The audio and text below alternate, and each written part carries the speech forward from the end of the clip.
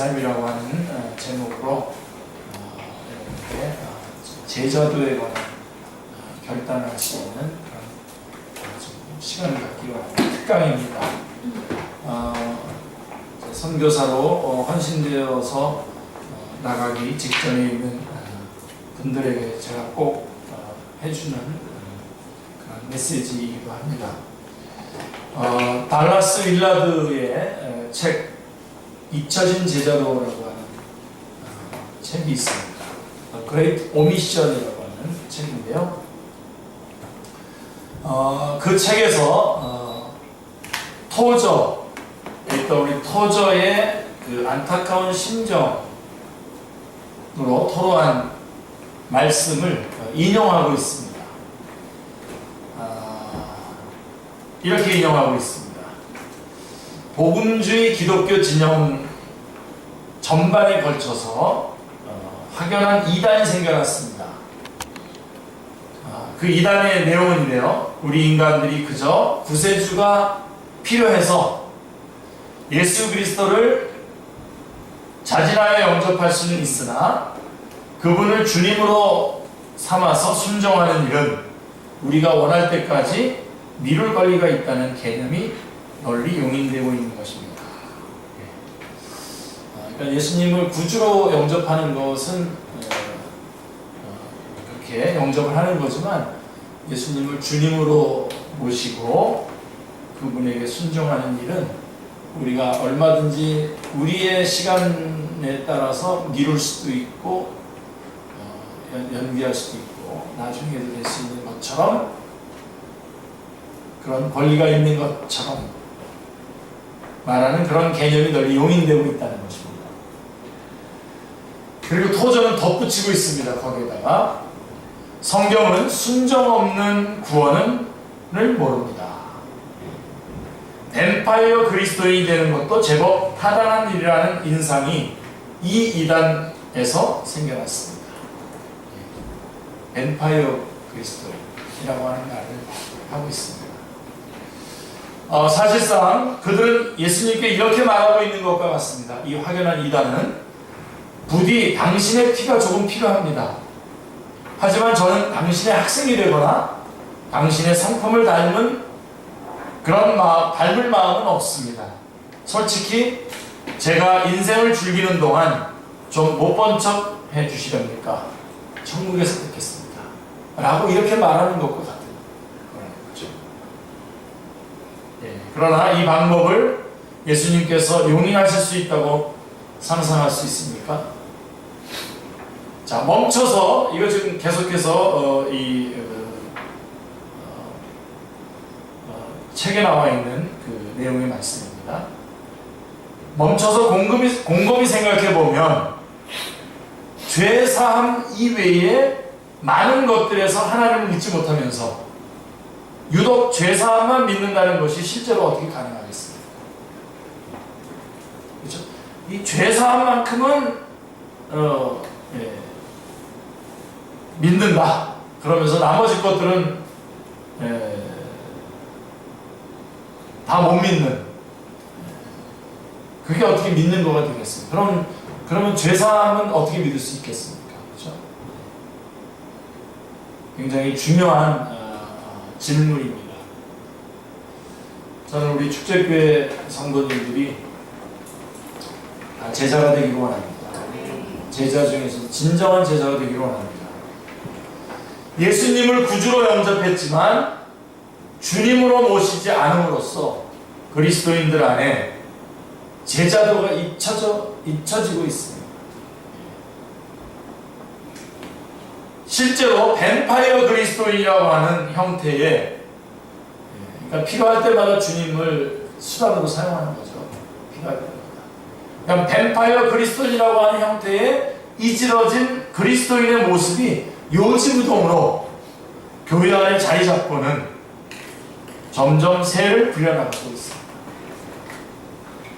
그래서 여러분들이 좀 서로에게 좀 좋은 영향을 미쳤으면 좋겠는데요. 누군가가 참 제자답게 살아가려고 하게 되면 많은 제재가 가해지고 제자답지 않게 이렇게 살아가는 것을 평범한 삶이라고 지칭해 놓고 그쪽으로 그렇게 살아가는 것을 정당화하는 그런 분위기가 점점 팽배해 가고 있는 이때입니다. 여러분들이 현실에서 이런 상황들은 훌쩍 뛰어넘으셔서 오늘 말씀을 들으셔야 됩니다. 그런 결단으로 들으셔야 됩니다. 내 인생 내가 가지고 있는 건 내가 다 그 우선권을 다 놓아놓고 이 예수님의 제자가 되는 거는 그냥 기회가 주어지면 시간이 되면 적당히 한두 번씩 흉내내는 그런 것까지는 아닙니다. 그럴 때가 참 섭섭하죠. 그런 모습이 보일 때 저분의 중심은 저기 하나 주님이 아니라 자기를 구원해 주신 주님이 저분의 생명의 중심이 아니라 다른 게 중심이고, 이 주님, 생명을 주신 주님은 필요할 때마다 뱀파이어 그리스도인처럼 쪽쪽쪽 그렇게 피 빨아먹고 살다가 또 부족하면 또 빨아먹고 하는 그러한 모습이 참 섭섭하죠. 안타깝죠. 오늘 본문인 누가복음 6장 20절로 26절은 사복 사화를 대칭적으로 다루고 있습니다. 그래서 마태복음에는 5장이 이제 팔복이라고 나오는데 이 누가복음은 이것을 사복 사화로 대칭적으로 다루고 있습니다. 이중적인 표현을 통해서 이 메시지가 얼마나 중요한지를 강조하고 있습니다. 누가복음 6장 20절부터 49절까지 이어지는 20절부터 49절까지 이어지는 제자의 내면성에 대한 긴 메시지 안에서 오늘 주신 본문 20절부터 26절은 제자도의 핵심을 제시하고 있습니다. 그러니까 제자도를 얘기한다, 제자에 대해서 얘기한다 그러는데 이 부분을 놓치면서 얘기하는 거는 많이 놓치는 거죠. 거의 결정적으로 놓치는 겁니다. 진정으로 주님을 쫓고 헌신하기를 원한다면 이 제자도의 핵심, 누가복음 6장 20절로 26절의 이 제자도의 핵심, 사복사화를 결코 놓쳐서는 안 됩니다. 놓치지 말기 바랍니다. 오늘 주신 본문의 사복사화는 한마디로 이렇게 한마디로 얘기할 수 있겠습니다. 주님을 쫓는 제자는 달라야 한다. 아니, 다른 좀 나아져야 한다는 정도가 아니라 완전히 전복되어야 한다라고 하는 것입니다. 이게 제자도의 핵심입니다. 주님을 쫓는 제자는 달라야 한다. 전복되어져야 한다. 이게 제자도의 핵심입니다. 좀 더 나아지는 것 정도가 아니라 전복입니다. 전복. 전복이란 뒤집혀서 엎어지는 것을 말합니다. 턴오버. 완전히 뒤집어지는 것을 말합니다. 참으로 제자답다라고 하는 것은 한마디로 전복되는 것입니다. 자, 그러면 제자는 어떤 면에서 전복되어야 합니까? 첫째, 가치관이 전복되어야 합니다. 사람은 다 나름대로의 가치관을 가지고 있습니다. 가치관은 세상을 보는 안경과 같은 것입니다. 가치관은 무엇이 옳고 그른지, 무엇이 귀하고 천한지, 무엇이 좋고 싫은지를 평가하는 기준이 됩니다. 우리에게는 행복과 불행을 보는 가치관이 있습니다. 예수님 당시 대부분의 사람들이 행복이라고 생각했던 것, 그들은 사는 게 너무나 힘들었어요. 그래서 아주 소박한 그들의 그 기대가 있었어요. 행복감이 있었어요. 돈 좀 있었으면 좋겠고, 배부르고 즐겁고 좀 사람들에게 칭찬 좀 받았으면 얼마나 좋을까라고 하는 그런 소박한 그러한 행복감이 있었습니다. 오늘날은 어떻습니까? 오늘날은 더 많죠. 모든 게 풍족하죠. 당시와 비교할 수 없을 정도로 풍족해졌지만 사람들은 여전히 사는 게 너무 힘들다고 합니다. 그래서 이렇게 좀 되었으면 얼마나 좋고 행복할까라고 말씀하고 있는 것입니다. 주님은 오늘 보통 사람들의 이 소박한 행복감을 전복시키십니다. 진짜 복 받은 사람은 오히려 가난하고 배고프고 울고 핍박받는 사람들이다 라고 말씀해주고 있는 것입니다. 사랑하는 성도 여러분, 도대체 무슨 얘기를 하는 겁니까? 다른 성경 구절을 보면 하나님이 복 주셔서 부자가 되었다는 얘기도 성경에는 있습니다. 여기서 주님은 가난 자체가 복이고 부유한 것 자체가 화라고 말씀하는 것이 아닙니다. 자, 가난의 특징이 무엇입니까? 이게 핵심이에요, 여러분. 제자도의 핵심의 첫 번째 핵심의 핵심이 뭐냐? 이겁니다. 가난인데, 가난의 특징이 뭡니까? 여러 가지가 있겠지만, 가난하면 자기 힘으로 할 수 있는 것이 없어진다는 것입니다. 여러분, 아주 우리 축제교회 성도들은 이 기회까지 닳도록 이 말씀 듣고 결국은 항복하셔야 될 겁니다. 이 말씀. 결국은 가난하면 자기 힘으로 할 수 있는 것이 아무것도 없어진다는 것입니다. 도움을 받아야 합니다.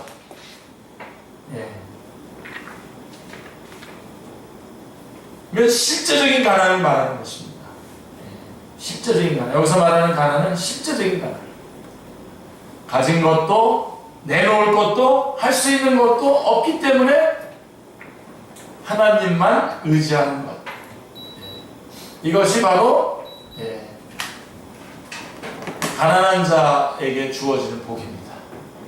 아무것도 없기 때문에, 가진 것도 없고 내놓을 것도 없고 할 수 있는 것도 없기 때문에 하나님만 의지하는 것. 그래서 하나님, 저를 도와주십시오. 저를 불쌍히 여기십시오. 긍휼을 베풀어 주십시오. 저는 여러분에게 묻고 싶습니다. 여러분들이 이렇게 기도한 때가 언제입니까? 정말 간절한 마음, 정말 생명이 끊어지는 것과 같은 그러한 안타깝고 간절한 마음으로 주님 저를 도와주십시오. 주님 저를 불쌍히 여겨주십시오. 주님 저에게 긍휼을 베풀어 주십시오. 그게 제자라는 겁니다. 그래서 가난한 게 복이에요. 린 페인이 쓴 책, 듣는 기도라고 하는 책에서 참 좋은 책입니다. C.S. 루이스의 글을 인용하고 있는데, C.S. 루이스는 이렇게 말했어요. 모든 기도의 선행이 되는 기도는 말하는 이가 진정 나 자신이게 하시고 내가 말씀드리는 대상이 참 당신이게 하옵소서 라고 하는 기도라고 하는 것입니다. 그러니까 내가 하나님하고 기도하도록 나 자체가 하나님, 정말 참 하나님과 기도하는, 말씀드리는 대상이 될 수 있게 하여 주시옵소서. 이게 기도. 첫 번째로 드려야 될 기도라는 겁니다. 여러분 어떻습니까? 첫 번째로 이런 기도가 되어져서 여러분들이 주님을 만나서 기도할 때 주님께 주님 저를 불쌍히 여겨주시옵소서, 저를 도와주십시오, 저를 긍휼히 여겨주십시오 라고 하면서 생명을 다해 그렇게 부르짖은 적이 언제입니까? 언제 그렇게 부르짖은 적이 있습니까? 한번 점검해 보십시오. 근데 복 있는 사람은 어떤 사람이냐? 참 제자는 어떤 사람이냐? 매 순간 이런 거예요. 매 순간 주님의 나를 불쌍히 여겨주심, 주님의 나를 향한 도와주심, 주님의 긍휼이 매 순간 간절히 필요한 사람이 되는 거예요.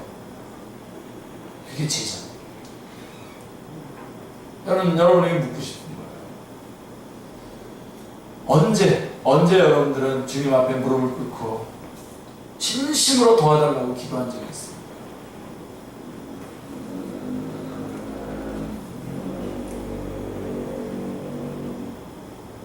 하나님께 도와달라고 하는 이것,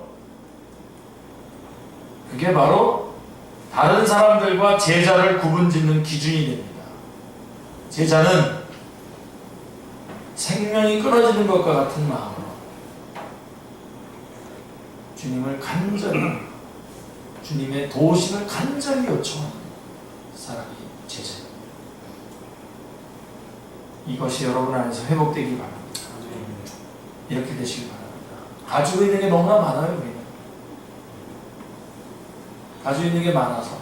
그래서 뒤에 보면 여러분, 반면에 재물도 많고 먹을 것도 많아서 이제 가질 것 다 가졌다고 생각하고 스스로 만족해하면 여기에 더 들어갈 것이 없어지죠. 주님의 필요가 없어지잖아요. 그게 화라는 겁니다. 그게 화라는 겁니다. 정말 속지 마시기 바랍니다. 그래서 여러분이 정말 간절히 기도해야 될 때가 언제냐면 모든 것이 풍족할 때, 결혼할 사람이 없어서, 상대방이 없어서 안타깝게 주님 앞에 간절히 기도할 때는 괜찮은 거예요. 괜찮은 시간이에요. 근데 결혼을 하고서는 모든 게 다 이루어졌어요. 만족할 때, 그때 조심하세요. 그때 주님을 탁 놓거든요. 더 이상 필요 없어요. 여러분들이 막 재정적으로 뭐 여기 학교 다니면서 등록금 때문에, 저는 잘 몰랐었는데 보니까 대학교 졸업하고 난 사람들 보니까 다들 빚을 꽤 많이 짓더군요. 저 가지고 있더군요. 그러니까 학자가 없는 다 대출을 받는. 아직도 빚이 있어가지고 그걸 갚으려고 전전긍긍하고 있는 우리 혜리장이 다 갚았습니다. 아직도. 그때는 괜찮은 거야. 아직 안 갚고 전전긍긍하고 있을 때는 아직 괜찮은 거예요. 근데 이거 다 갚고 이제는 모든 게 여유가 생겨서 이렇게 할 때 그때 하나님을 탁 놓는다고 합니다. 그때가 참 조심스러워. 제자는, 더 쉽게 얘기하면 진짜 제자는, 참 제자는, 그래서 매일 가난으로 자기가 뛰어들어요. 일부러 가난으로 뛰어드는 거예요. 그래서 그 갈급함을 더 극대화시키는 거죠. 항상 매 순간.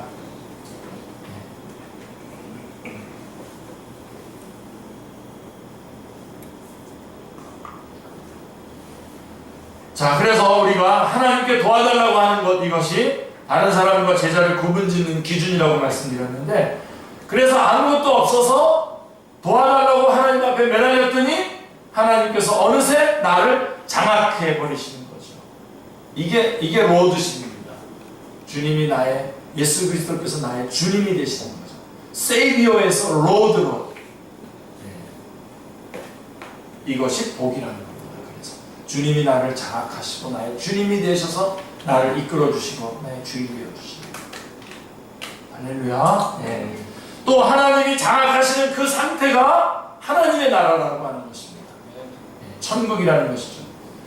결국은 여러분, 우리 요한계시록 우리 22장 우리 지난번에 다 공부했지만 어떻습니까? 요한계시록 다 보고 결국은 우리가 이기는 자는 그렇게 말씀하셨는데, 결국은 이겼을 때에 우리에게 주어지는 상속이 뭡니까? 결국은 하나님의 백성이 되는 겁니다. 하나님의 자녀가 되고 하나님의 나라의 백성이 되는 것, 하나님이 우리의 목자가 되시는 것,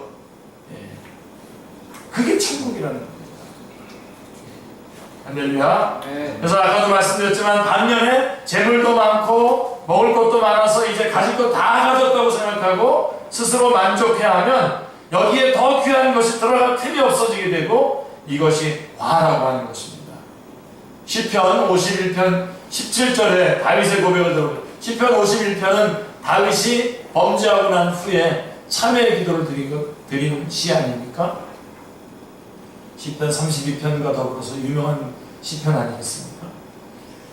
거기 보면 이렇게 기도하고 있어요. 17절에 하나님께서 구하시는 제사는 상한 심령이라. 하나님이여 상하고 통회하는 마음을 주께서 멸시하지 아니하십니다.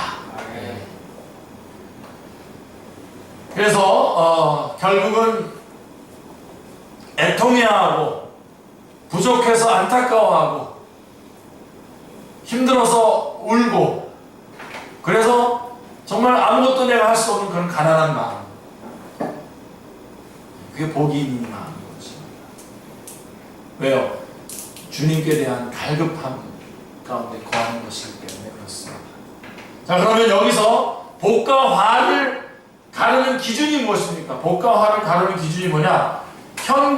현재 처하고 있는 상황이 문제가 아니라 내가 어떤 상황에 처해 있느냐가 문제가 아니라 바로 그에게 하나님이 계시냐 안 계시냐가 복이냐 화냐를 결정짓는 것이죠. 그게 문제인 것입니다. 하나님이 함께 계시냐 하나님이 함께 계시지 않냐 안 계시냐라고 하는 것이죠. 하나님께서 그와 함께 하시는 사람은 복이 있는 사람입니다. 아멘. 네. 그러나 하나님이 일할 틈이 없는 사람은 화 있는 사람입니다.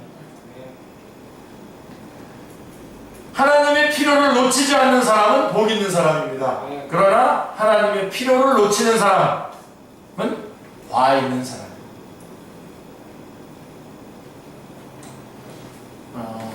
제가 아는 선교사님 한 분 계셔요.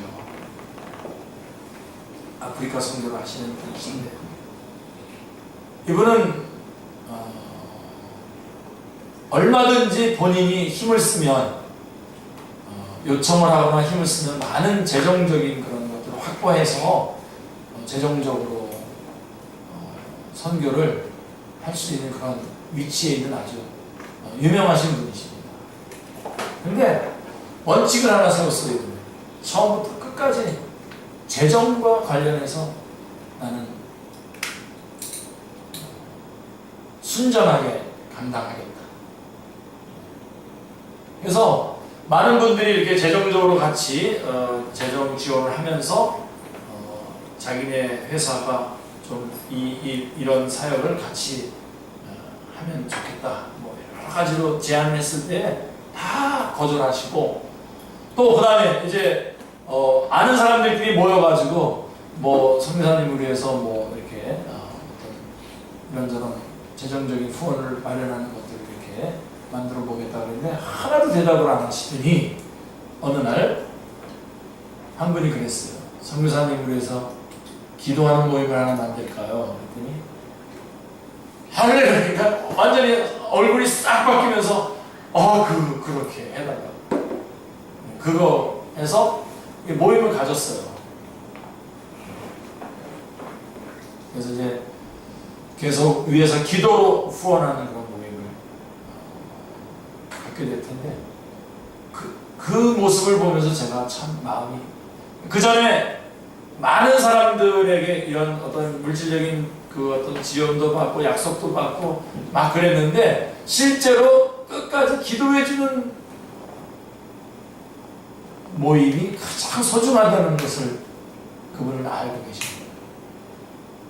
하나님의 필요를 알고 하나님의 필요를 놓치지 않는 거죠. 그래서 저를 참 좋아하더라고요. 제가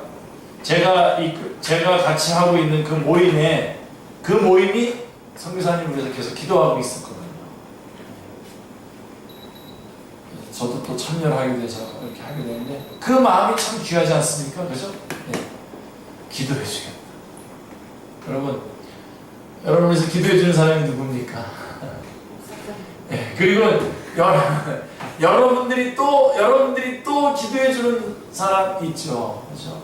그 사람이 제일 소중한 겁니다. 소중한 겁니다. 하나님의 필요를 놓치지 않도록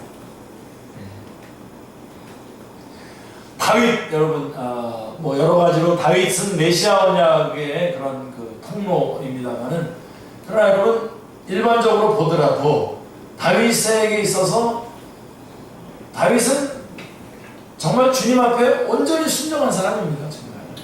정말 그렇게 순종한 사람이 어디 있습니까? 말씀대로 그대로 다윗의 생애를 쭉 아무리 봐도 기적이 없어요. 기적. 다 말씀대로 약속했고 그 말씀 약속대로 순종했고 순종한 대로 주님께서 응답하셔서 역사하신 겁니다.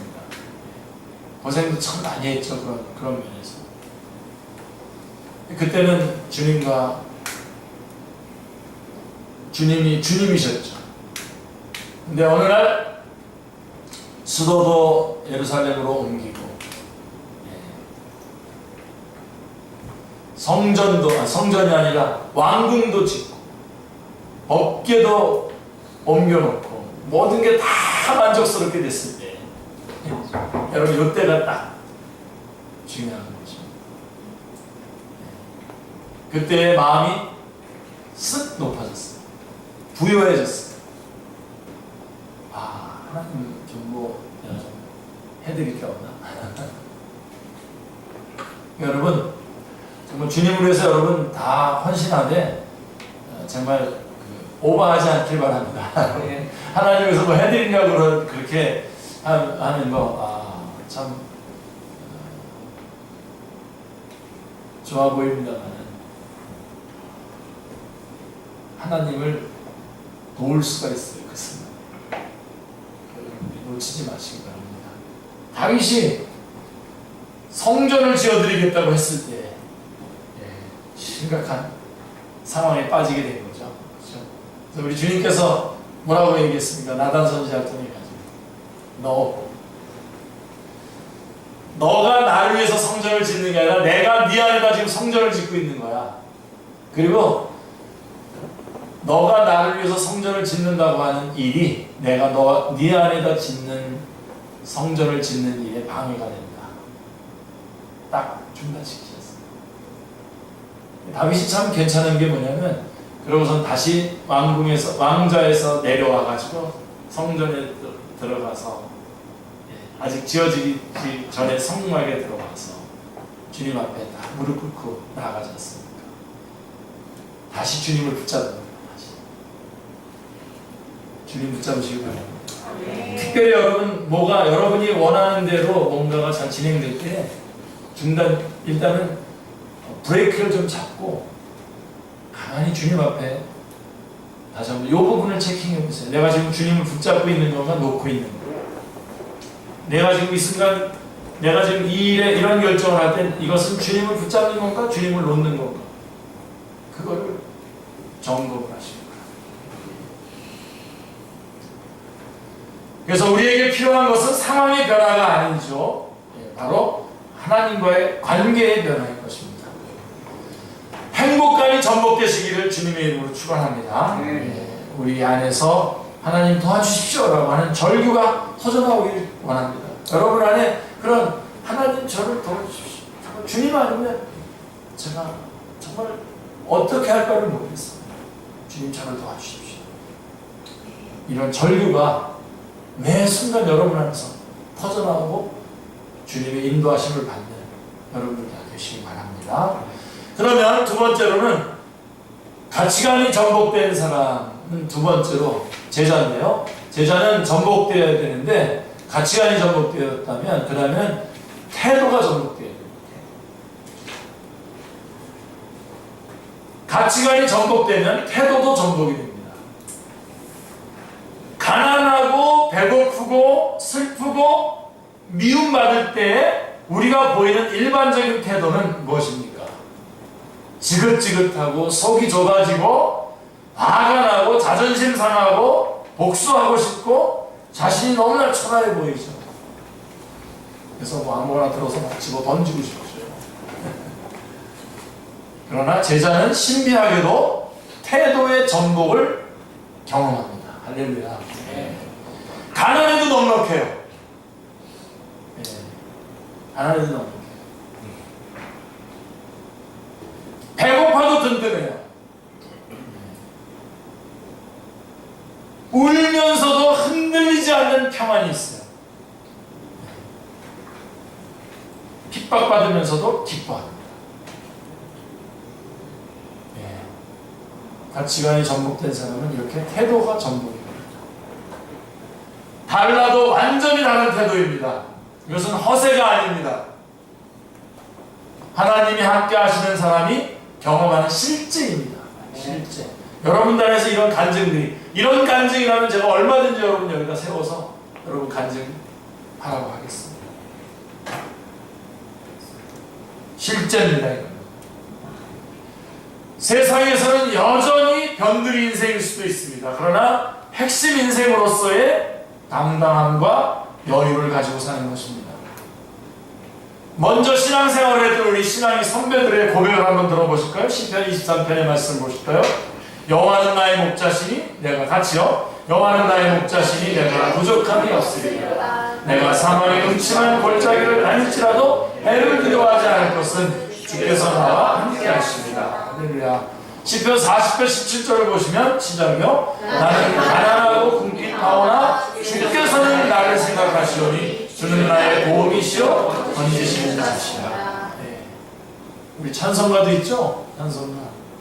높은 산이 거친 들이 초막이나 국놀이나 내주 예수 모신 곳이 그 어디나 하늘을 가라.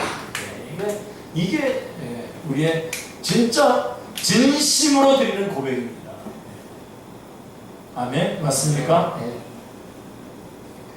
오늘 말씀도 율법적으로 듣지 마세요. 난 이렇게 못하는데 나는 쪼가지.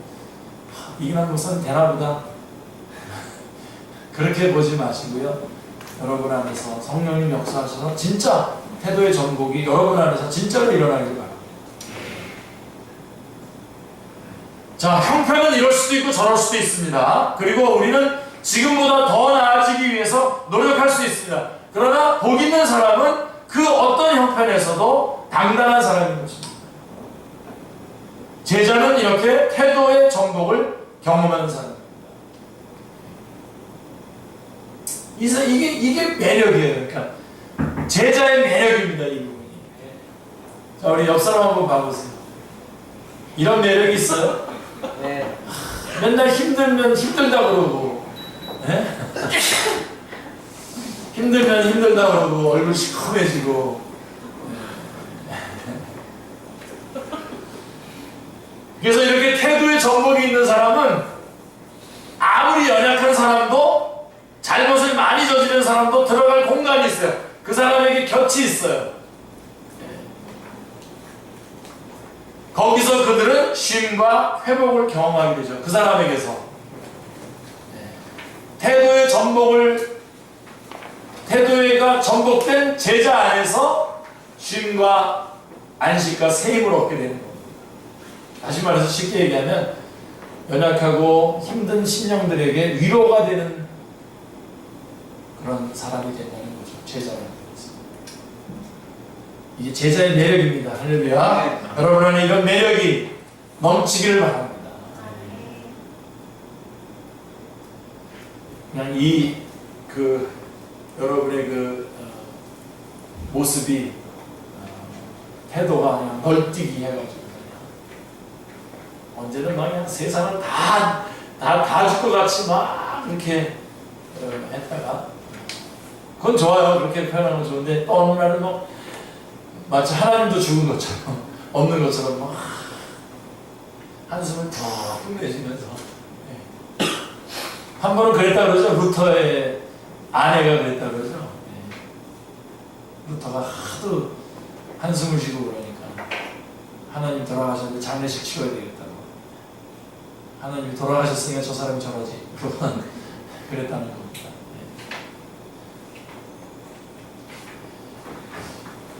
우리 이 매력을 발산하시는 여러분들 다 되시길 바라고요. 그 다음에 세 번째로 운명이 전복된다. 이거는 참 감사한 일입니다. 예수님께서 오심으로 하나님의 나라는 이미 시작이 됐죠. 그리고 하나님의 나라는 역동적으로 움직이고 있습니다. 지금도 계속 확장되어 나가고 있는데 그날에 이제 예수님이 다시 오심으로 하나님의 나라는 완성될 것입니다. 근데 그날에 여러 가지 일들이 일어날 것이지만 그 중에 가장 괄목할 만한, 가장 주목할 만한 일이 있는데 그것이 바로 제자의 운명의 전복입니다. 운명이 전복됩니다. 변두리 인생을 핵심 인생으로 뒤바뀔 것입니다. 요즘 여러분 TV나 이렇게 뉴스 이렇게 라디오, 신문 이런 데 보시면 많이 나오는 사람들 있죠? 이름들. 네, 그리고 우리는 지금 이름 안 나오죠? 마치 변두리 인생 같잖아요. 아무것도 아닌 것 같잖아요. 그죠?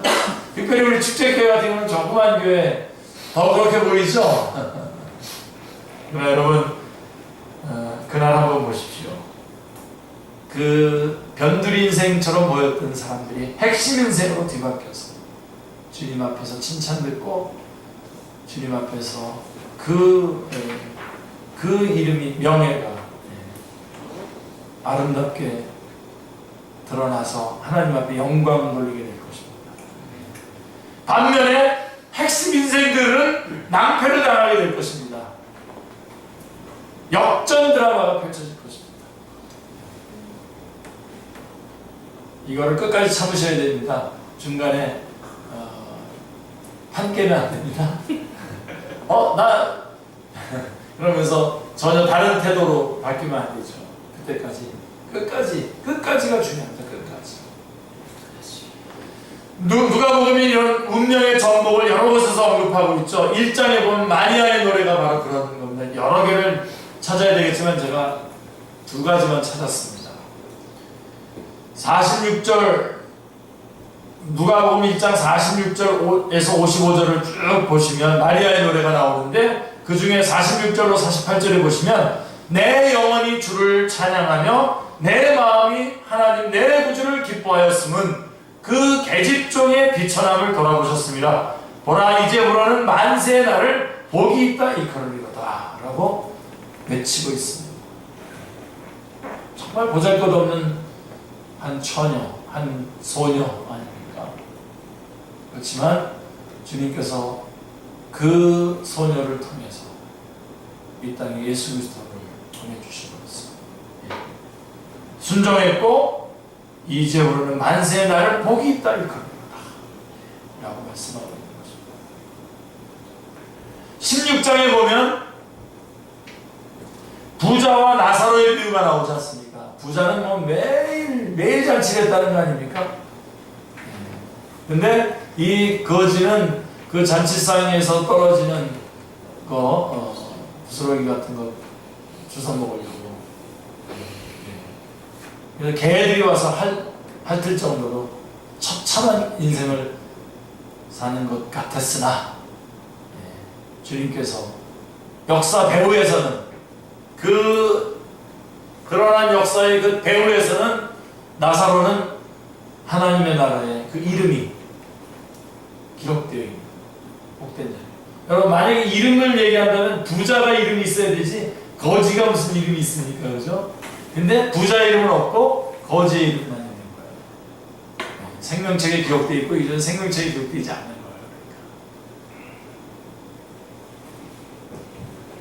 운명의 전복을 이야기해 주고 있습니다. 그래서 여러분 사람은요 이렇게 끝까지 다 가봐야 됩니다. 이것도 하여간 그 운명의 전복 얘기하면서 하여간 이것도 한번 우리가 점검해야 되겠습니다. 사람을 여러분 중간에 딱 잘라가지고 평가하면 안 됩니다. 우리의 은밀한 것을 보시고 우리의 끝을 아시는 주님의 평가만이 최종적이고 권위 있는 평가가 될 것입니다. 지금 이렇게 저렇게 그래서 지금 이렇게 저렇게 막 평가하고 다니는 사람들이 있어요. 쪼가죠. 자기는 나름대로 뭐 대단하다고 생각하겠지만 다 거꾸로 말하고 있는 거예요 지금. 여러분의 한 말이 하나라도 옳지 않은 말, 거꾸로 하는 말이 된다고 생각해 보세요. 얼마나 비참한 겁니까? 얼마나 많은 것을 왜곡시키고 얼마나 많은 사람을 힘들게 하는 겁니까? 그러니까 여러분 지금 딱 뭐라고 평가하고 지금 행복하다고요? 가만히 계셔보세요. 지금 불행하다고요? 누가 왜 갑자기 지원 집사님 보면 안 돼요? 누가 노처녀라고요? 여러분 노처녀의 기준이 어디 있습니까? 몇 살부터입니까? 없어요. 근데 우리끼리 정해놓은 거예요, 우리끼리. 그래도 불행한가요? 누가 그렇습니까? 먼저 결혼했으면 행복한 거예요, 또는? 천만의 말씀이 남만의 꿈까지. 우리 이기쁨 집사님이 약간 약간 반응이 있네요. 여러분, 그렇게 평가하시면 안 됩니다. 그렇게 평가하시면 안 돼요. 주님의 평가. 마지막 최종적인 평가가 진짜 평가죠. 우리 어떤 사람들 사업에 실패한 사람들도 있잖아요. 그래가지고 막 못 견뎌 하는데 어떻게 그게 실패입니까? 아직 끝나지도 않았는데. 그리고 그것을 통해서 배울 게 얼마나 많습니까? 그런 걸 거머쥐어야죠. 저는 상상을 합니다. 여러분에 대한 소망이 있어요. 저분이 지금은 정말 이 땅에서 변두리 인생을 사는 것 같지만 정말 주님께서 높이실 때 정말 엄청나겠구나. 그래서 여러분, 다른 사람이나 자신에 대해서 이미 미리 속단하지 마시기 바랍니다. 절대로. 어떤 사람 놓쳤다고 지금 안타까우신가요? 천만의 말씀입니다. 그보다도 몇 배 더 귀중한 사람을. 그거 혹시 놓칠까봐 걱정하시는지 이미 안 그래요.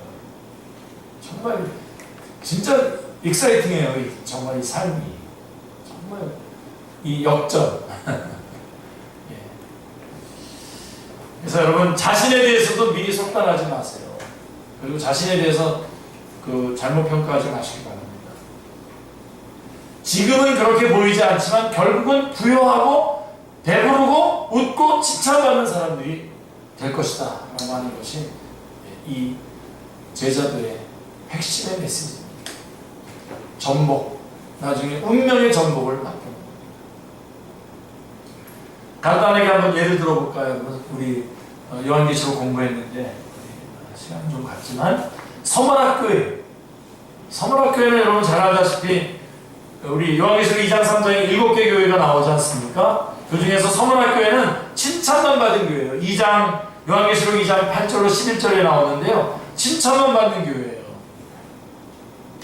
편지에 책망과 경고가 나와 있지 않은 교회입니다. 그래서 우리는 무슨 이 대단한 면을 가지고 있기에 주님으로부터 책망을 안 듣는 교회가 되었단 말인가 하는 기대를 가지고 보게 되는데요. 그러나 아무리 보아도 서머나교회의 외적인 모습에서는 그 비결을 어떻게 칭찬을 받았는가에 대한 비결을 찾을 수 없습니다. 오히려 서머나교회는 외적으로는 참으로 초라한 교회입니다. 환난과 궁핍이 있었던 교회요. 9절에 보면 그 다음에 어려움과 가난이 끊이지 않았던 교회입니다. 서머나교회. 그래서 서머나교회는 사람들에게 별 매력이 없는 교회였습니다. 서머나교회는 오늘날과 같이 큰 건물을 가지고 유명 인사들이 드나드는 대형 교회를 선호하는 현실 가운데에서는 누구 하나 관심을 갖지 않을 그런 교회였습니다. 그러나 서머나교회에는 사람들은 관심을 갖고 있지 않았지만 주님의 마음을 기쁘시게 할 심령의 가난함이 있었습니다.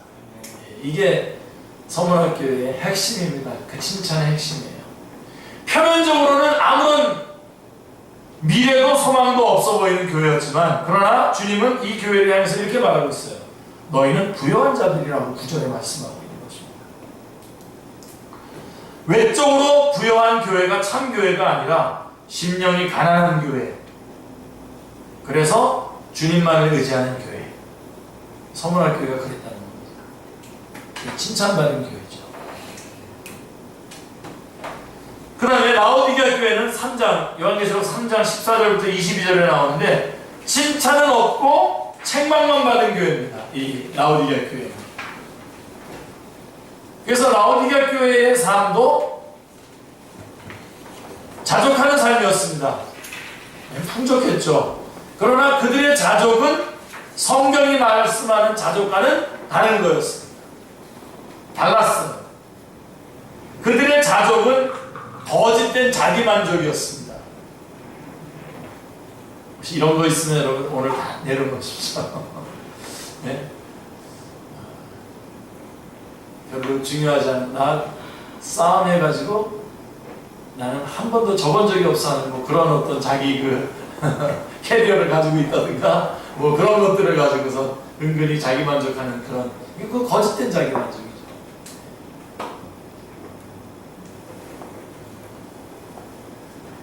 자, 거짓된 자기 만족은 무엇입니까? 3장 17절에, 요한계시록 3장 17절에 보시면 물질적인 풍요를 곧 영적인 풍요로 인식하고 있습니다.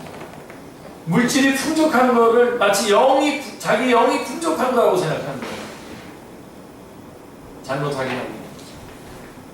17절 보세요. 내가 말하기를 나는 부자라 부유하여 부족한 것이 없다 하나 내 곤고한 것과 가난한 것과 가련한 것과 가난한 것과 눈먼 것과 벌거벗은 것을 알지 못하는 거다. 예. 실제로는 눈멀고 가련하고 가난하고 벌거벗었는데도 자기는 부유하고 부자라고 생각하고 있었어요.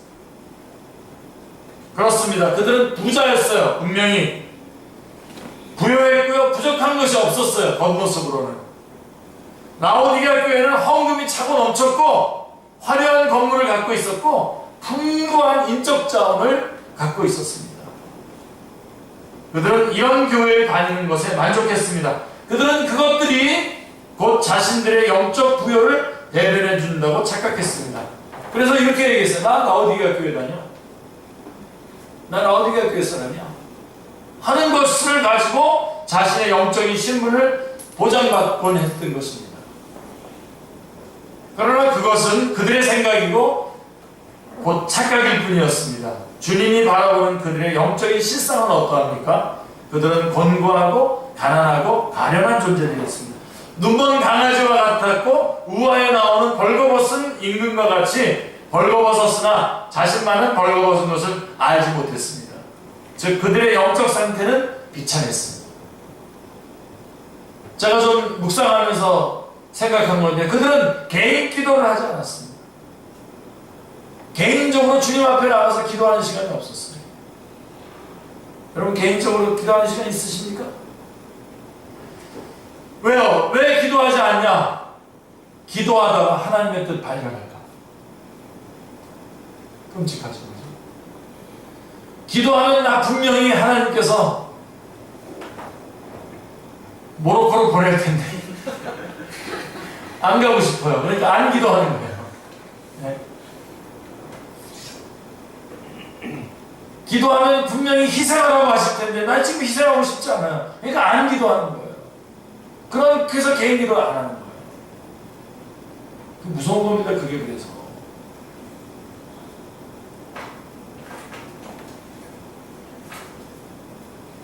기도하다가 하나님의 뜻을 발견할까봐 그들은 기도를 기피했습니다. 또 주님과의 그 만남에 대한 설레임을 잊은 지 오래였어요. 정말 아침에도 좀 말씀드렸지만 정말 말씀 듣고 싶어서 성전으로 달려가는 그런 안타까운 그런 갈급한 마음, 그런 설레이는 마음. 그리고 빨리 가서 그 믿음이 연약한 우리 형제자매들에게 가서 눈도장 찍어줘야죠. 야, 나도 왔다. 너희 왔니? 가서 딱 눈도장 찍어줘야 되잖아요. 얼마나. 네. 그리고 변함없이 주님께서 말씀 주실 때 그 말씀에서 성령님 역사하셔서 주시는 그 뭉클한 은혜를 또 오늘도 또 받기를 간절히 사모하는 마음으로 달려가는 그런 설레임 말이에요. 잊은 지 오래됐어요. 옛날에 그랬었다고. 왕년에 뭐 그런 성령 뭐 없었던 사람이 없으면 지금이 문제지. 지금이 그러냐는 거죠. 그들의 마음 깊은 곳에는 주님께서 내가 원하지 않는 일을 시키면 어떻게 하지? 라고 하는 불안이 자리 잡고 있었습니다. 그래도 감사하지 않아요? 그래도? 하려고 하는 마음이 있는 거 아니에요? 네, 그래서 마무리하겠습니다. 제자는 하나님 도와주십시오 라고 하는 사람이 제자입니다. 제자는 지금도 하나님의 도움을 받으며 사는 사람입니다. 그리고 제자는 마지막 날 운명의 전복을 기다리는 사람입니다. 이렇게 이런 전복이 우리에게 일어나기, 어떻게 이런 전복이 우리에게 일어납니까? 다른 방법이 없습니다. 어떤 그런 요령이라든가 이런 거 없습니다. 없고요. 그냥 계속 주님의 말씀대로 주님을 쫓아가는 방법밖에 없습니다. 그대로 제자가 돼서 우직하게 그대로 가는 겁니다. 중간에 뭐 급하게 뭔가 나의 어떤 현상들이 안 일어난다고 해서 막 어떤 무슨 특별한 방법을 쓰거나 막 이런 거가 아니라 꾸준하게 말씀 보고 말씀 듣고 말씀대로 실천하고 돌아와서 확인하고 또 주님 또 의지하고 주님 말씀 들었는데 은혜 받았는데 이 말씀대로 살고 싶은데 내 힘으로는 안 되겠어. 그러니까 하나님 주님 도와주십시오. 그래서 주님의 도움 받아서 그 일을 감당하고 났더니 주님께서 더 큰 일을 하라고 요청하시는데 정말로 나는 할 수가 없어요. 그래서 정말로 주님 앞에 더 크게 무릎을 땅에다 찍으면서 앉아서 무릎으로 기도하는 그런 것들이 계속 진행되는 거죠. 그게 제자예요.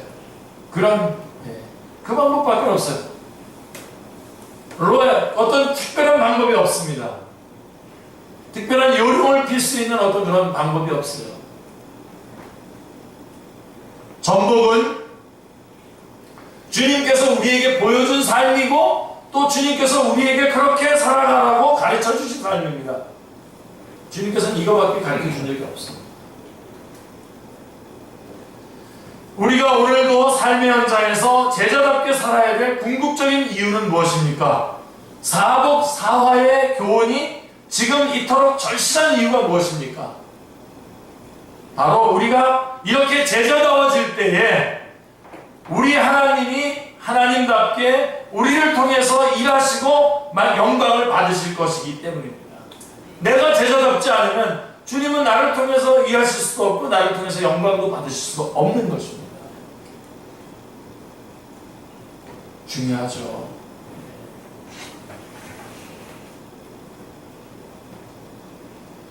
여러분 안에서 이러한 제자의 삶, 이러한 사복사화의 삶,